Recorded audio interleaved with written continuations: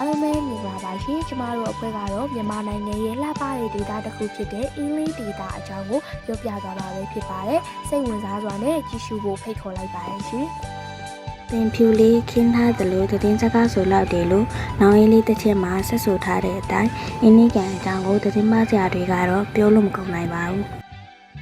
ဆိုတာရီကန်ရိုင်လို့အထိပ္ပယ်ရပါတယ်အင်းလေးကန်ဟာရှမ်းပြည်နယ်တောင်ပိုင်းညောင်ရှင်မြို့နယ်မှာတည်ရှိပါတယ်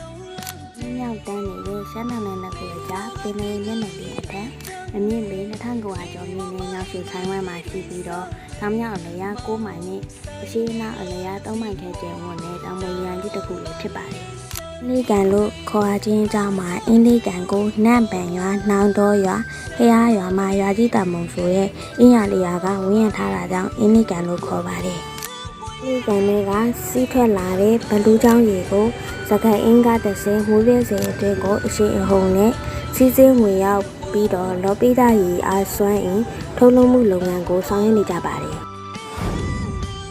ဒီလောကတင်ကလေးတွေတက်ဝဲရေပေါ်မှာအင်္ဂလိပ်တွေစောက်တယ်လို့ဆိုထားသလိုအင်းသားတွေဟာရေပြင်ကိုမြေပြင်ပြုတ်ပြီးအင်္ဂလိပ်တွေစောက်ပြီးဒီထိုင်ကြသူတွေဖြစ်ပါတယ်။အောင်စင်တန်းရဲ့အရေးညူစိမ့်စိမ့်တွေကမိုးပြပြရေပြင်ကိုအုပ်မိုးထားလို့အေဂျင့်နဲ့ယာစီတဘာဝကိုအမြဲခံစားရပါတယ်။ကျဲမှာနေထိုင်သွားလာလှူရှားရင်နဲ့အေဂျင့်နဲ့ရေနေတဘာဝနဲ့အ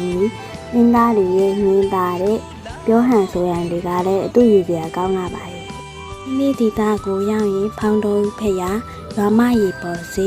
ငဖဲချောင်းကျောင်းတိုင်းရွှေအင်းတင်ဖျားစားတဲ့ထင်ရှားတဲ့နေရာကိုဆက်လေစီရင်တွားရောက်လဲပတ်လေးလာနိုင်ပါတယ်။ဖောင်တော်ဖျားကအင်းလေးကံမှာရှိတဲ့ဖျားတဆူလေးဖြစ်ပါလေ။နှစ်စဉ်ကျင်းပတဲ့ပွဲတော်မှာဗုဒ္ဓရုပ်ပွားတော်များကိုရွှေအောင်သင်းမောပေါ်မှာတင်ပြီးရွာများအနှံ့လှည့်လည်ကြပါတယ်။အင်းလေးစီဒီကရှေးအောင်စီဒီများကိုစုစည်းထားတဲ့နေရာဖြစ်တယ်။ထိုစီဒီများကို12ရာစုနဲ့13ရာစုအတွင်းတည်ဆောက်ထားတယ်ဟုလည်းသိရှိရပါတယ်။ဟိုရွာမှာရှိတဲ့ဖောင်တော်ဖျားပွဲဟာအင်းသားတို့ရဲ့တရားတရားကိုဖော်ပြနေတဲ့ပွဲတော်တစ်ခုလည်းဖြစ်ပါတယ်။အဲ့ဒီအပြင်ခြေထောက်နဲ့လေလော်ပြီးဘဝကိုရက်တည်နေကြတဲ့အင်းသားတွေရဲ့ထူးခြားတဲ့လေလော်စွမ်းရည်တံပွဲများကိုလည်းမြင်တွေ့ရပါတယ်။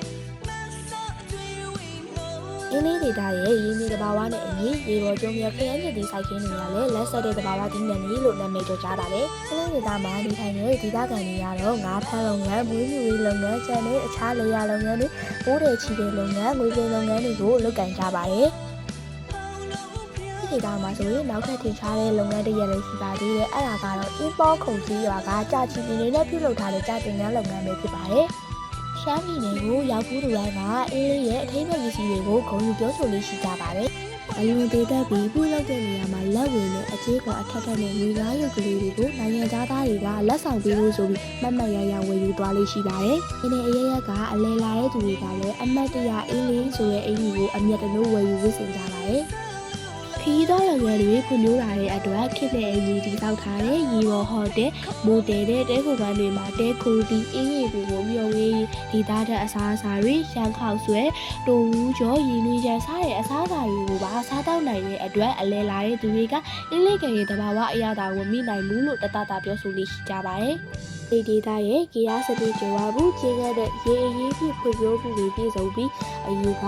104တသက်မှာ63စတူဒီယိုဘိုင်အထိကျဲဝူးခဲ့တဲ့အင်းရီဟာအခုချိန်မှာတော့ဒီစီလွာတိုက်စားမှုအလဲကျမှုတွေကြောင့်14စတူဒီယိုဘိုင်လောက်တာကျရှိပါတော့တယ်။ဒါကြောင့်အင်းလေးဒေတာရဲ့တဘာဝအလားအပါကိုထိသိမ်းနိုင်ဖို့တိုင်းကျတော့ကအလေးအတက်ထားကြိုးပမ်းဆောင်ရွက်နေတာကိုလည်းတွေ့ပြလိုက်တယ်။ကြပါရဲ့အင်းလေးဒေတာကိုအလဲလာပဲဆိုရင်ရှေးဟောက်ပြဗုဒ္ဓဘာသာဆိုင်ရာယုံကြည်ကိုးကွယ်မှုပြအင်းလေးရွာသူရဲ့ယူရာတွေထိုင်ဖို့တက်ဖို့ရှိလက်ဖို့အလူပြဒီတန်တရဘာတန်တရစားတဲ့ဘ ഹു တုတအပြားကိုရရှိလိုက်ပါဖြစ်လို့တောင်အင်းလေးကိုလာဖို့ဖိတ်ခေါ်လိုက်ပါရှင်။